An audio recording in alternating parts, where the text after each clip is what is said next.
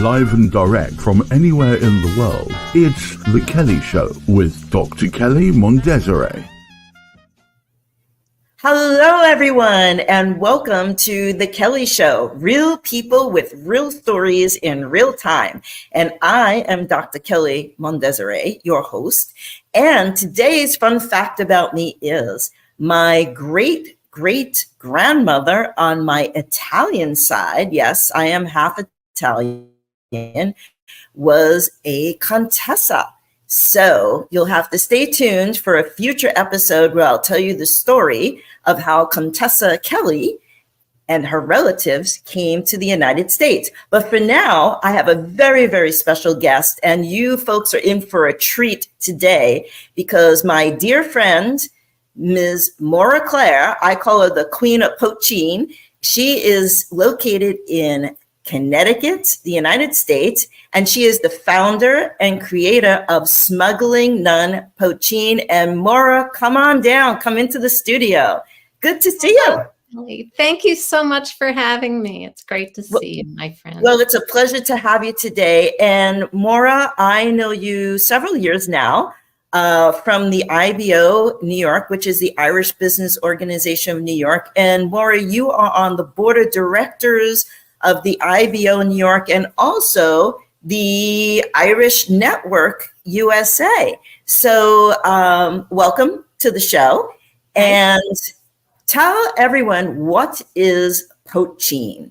Oh, I'd love to. Yes. So poitin is one of the oldest distilled spirits. The Irish invented it maybe as far back as 6th century. And it's what, over centuries, the Irish and Scots learned to age into whiskey. So you can kind of think of it as pre-whiskey. And there's a good reason most people in the United States and many other countries haven't heard of it yet. And that is because when the English colonized Ireland in 1661, they deemed poitin specifically illegal. And that was the earliest illegal liquor. So poitin really is the basis of all bootlegging culture that the Irish and Scots brought with them around the world. And, wow. And Gareth, I think we have a photo of Maura with a bottle of, Irish poitin. And Maura, we talked about the pronunciation of poitin. Can you tell us a little bit about that? And what does the word actually mean? Yes, so the word means little pot in Irish, which refers to the little pot still in which it's made, has been made for centuries, many centuries. And to help people pronounce it correctly, I tell them to emphasize and remember the word pot. So poitin is the correct pronunciation. Okay. And how did you come up with the name Smuggling Nun? Well, I read about poitin back when it was still illegal. It's only been legal 28 years, by the way. It's it's as though the Irish got so used to it being illegal that they didn't get around to legitimizing it again until 28 years ago. So I read about it when I was 19. It was still illegal, and I was immediately fascinated. I have just always been interested in underground culture for some reason.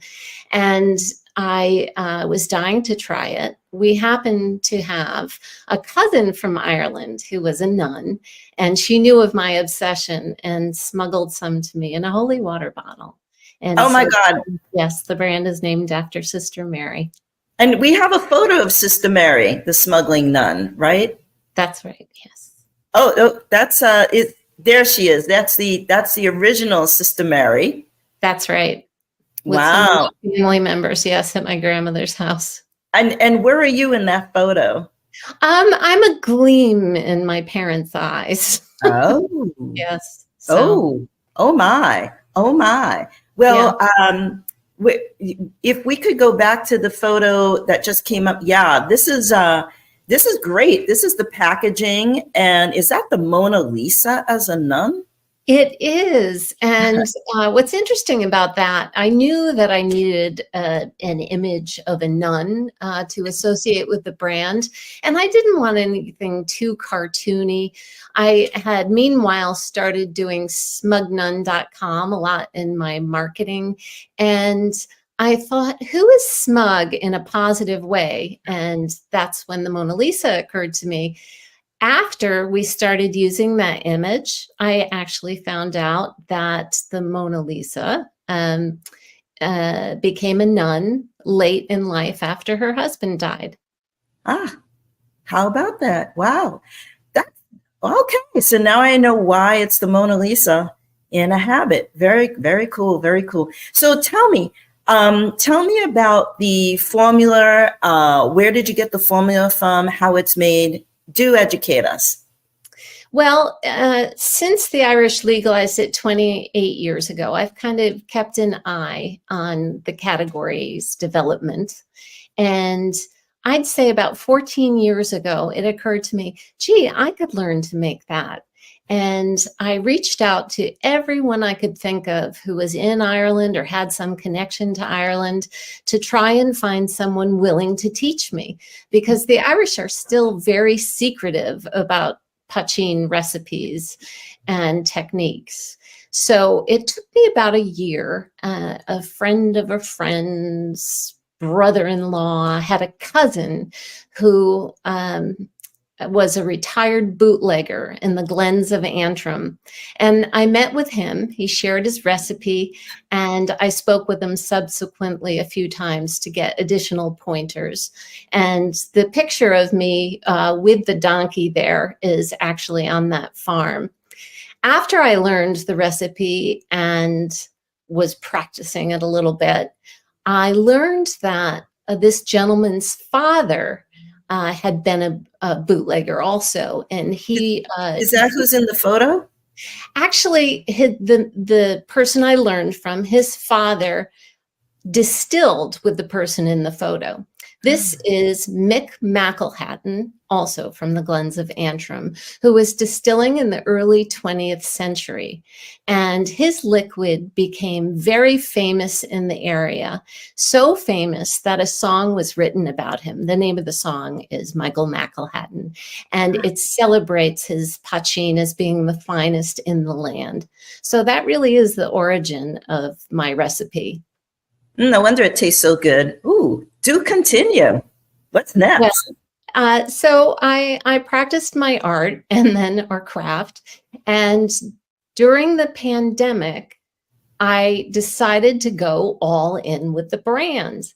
And in order to call poitín Irish poitín, you do have to make it in Ireland. So I started another search to find the perfect distillery to make my liquid bespoke to my recipe.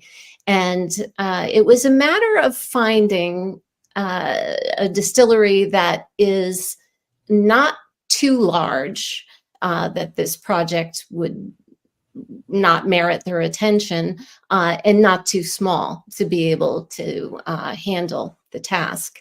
And through my connections with Irish Network USA, I worked with Invest Northern Ireland to identify Copeland Distillery, which is in Donaghadee, County Down.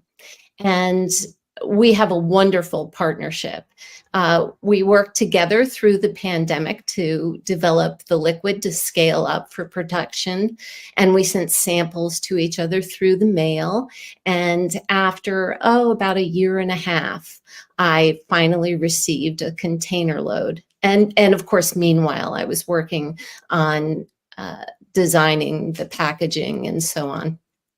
Wow, that's great. That's great. Well, you know, I've had plenty of the product myself, and I'm a bit of a purist. But however, you've talked to many and have presented at many organizations of how cocktails can be made from the product. So tell us where this photo was taken, and tell me a bit about how or what the cocktails are that you can make with poitín, and particularly the one cocktail that's made from your reference of the donkey before in that photo, which is really cute. Oh, sure. Thank you. So this particular photograph is in a whiskey bar in Belfast. But I am in quite a few bars in New York now, Connecticut, and Arizona. And the Poitin is really taking off as a base for cocktails. Premium Poitin, like Smuggling Nun, certainly can be sipped neat. It's very smooth, but it is absolutely brilliant in cocktails. It's got a strength and flavor that really stands out. Now, because Poitin is a new category, many marketing people have told us, craft producers, that we should focus, especially on socials, on just a few cocktails so that people can wrap their heads around how to use it. And I do a mule with the Poitin, which I think is infinitely more interesting and delicious than using vodka with the ginger beer and lime. And I call that a Dublin donkey. So, and of course that was inspired by the donkey on my mentor's farm. Some people do like to drink it neat. We call it a black and white when people take alternating sips of a good Irish stout and Poitin. More elevated cocktail that's taking off in New York and Ireland and to some extent London is the Belfast coffee, which is an Irish coffee made with cold brew and Poitin. But although we've been advised to really focus on a few cocktails, in truth, Poitin is imminently mixable. There are a million things you can do with it. And at home, I really enjoy spicy margaritas. I love doing a sour with it, like a pisco sour, but with the Poitin. I do an Irish 75 with lemon juice, a little simple syrup, Poitin, and then topped with Prosecco. Wow. Wow. That sounds yummy in the tummy. Next time I see you. So moving along, we have someone who was very, very famous and still is famous. May he rest in peace. Tell us about this gentleman and this event where he received this gift. Yes, this was a gala in New York for the Irish Artists and Writers Association, Iowa, which Malachi McCourt founded many years ago. And this was a couple of years ago, and someone brought me over and asked me to show him the Poitin. He is a famous writer, of course, and brother of Frank McCourt.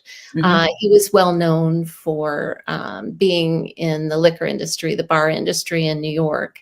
In his later years, he was sober, but I think he was quite charmed by the nun reference. Who wouldn't be? I mean, it's a great story. Oh my gosh. And going forward, you have been on the cover of the Irish Examiner, which is so awesome. But tell me about that, but also tell us about where you were in the photo on the right of the screen and the significance of that. Take it away. Well, the Irish American community has been wonderful about embracing me and the brand. So it's been a real pleasure to, as they call it, network, but it really feels more like fun a lot of the time. And it was through a meeting with the then ambassador of Ireland to the United States that I was invited to share some of my Poitin with the embassy in DC. Special delivery. That's right. And what about the Irish Examiner, the significance of being on the front cover? Duh. Oh, that was lovely. So someone had told me I should really meet Paddy McCarthy, who is the publisher of the Irish Examiner, and he lives in Long Island. I took the ferry across Long Island Sound to go meet him and have lunch with him. And we hit it off so much that he made me his cover girl that month. And in fact, I should give him credit for that photo. He took that photo of me in a Starbucks in Port Jefferson, Long Island. It's a great photo. I mean, it's so awesome what you've done, and you've done it all on your own. It's phenomenal. You always awe me. And going forward to the next slide that we have up, this is what you do in your spare time.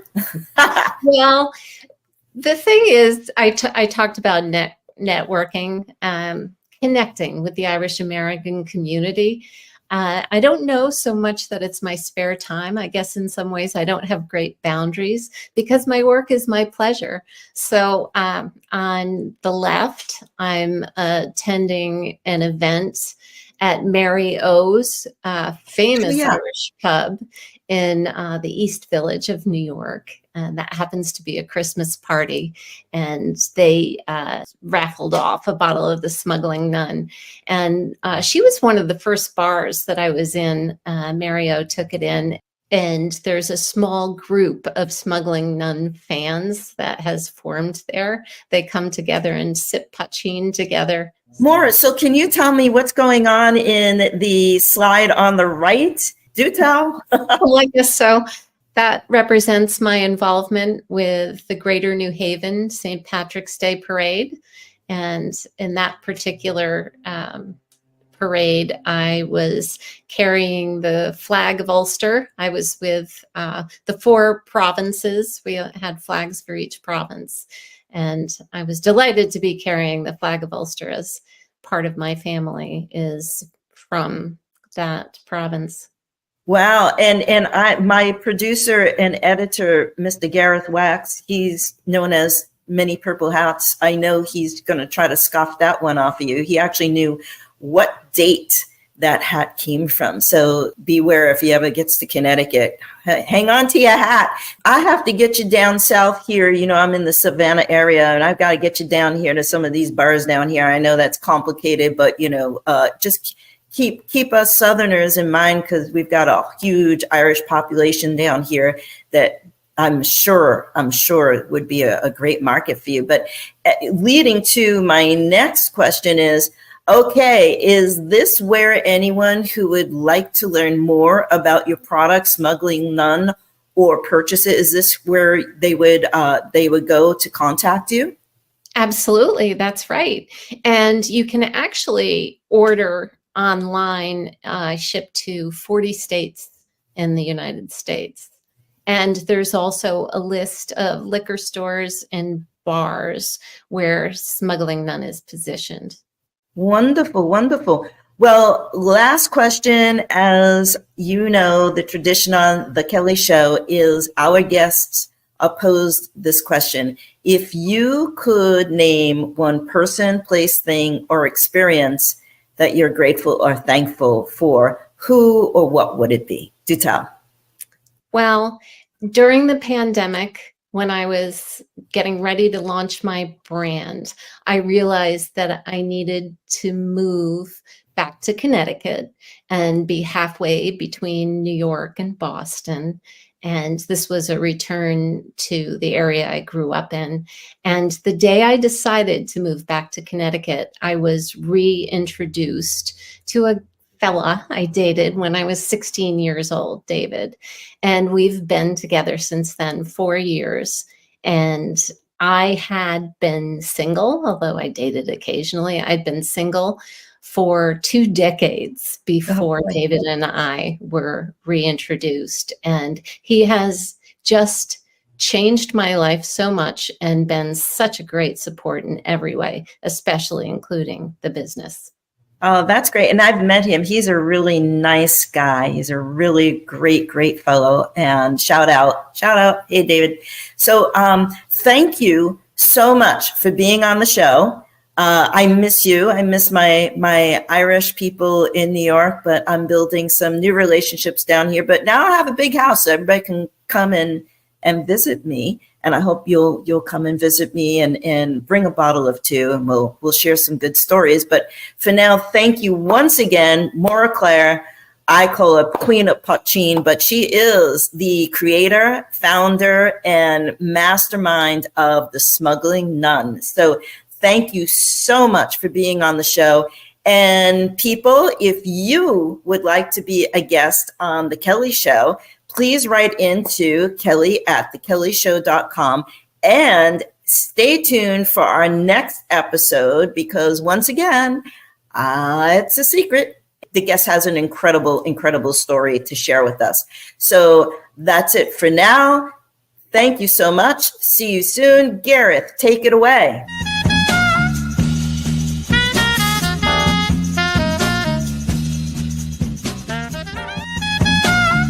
If you would like to be a guest on The Kelley Show, send us an email with your contact information, where in the world you are, and a brief description of the story you'd like to share today.